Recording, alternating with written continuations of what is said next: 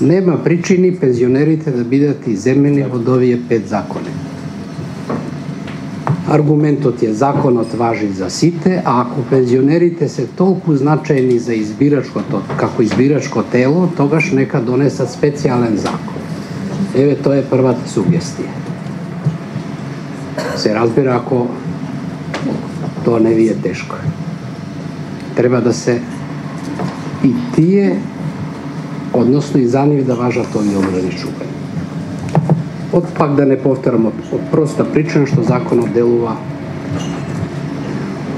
ерга омнес према сите, па според тоа нема основа тие да бидат иземени.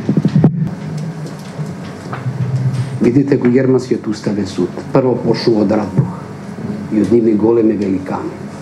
А добро, тамо секој уставен суди е дупли доктор на науки. Плюс тоа, што се суди дупли доктори на науки, имат и универзитетски проф. Тамо е наука и пракса.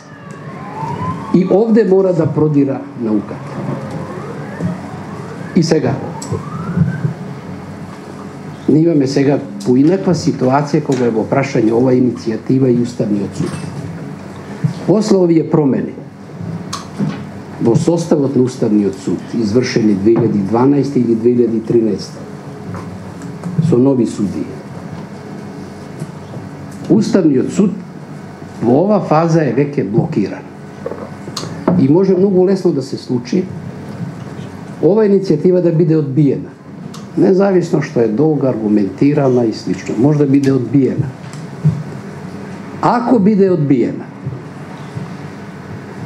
тогаш ќе бидете срекни ако Уставниот суд во одбивањето на иницијативата постапи на ист начин како што постапил при одбивањето на иницијативата на новинарите во врска со повреда на медиумските права на 24 декември 2012. Уставниот суд ја одби, али даде образложение.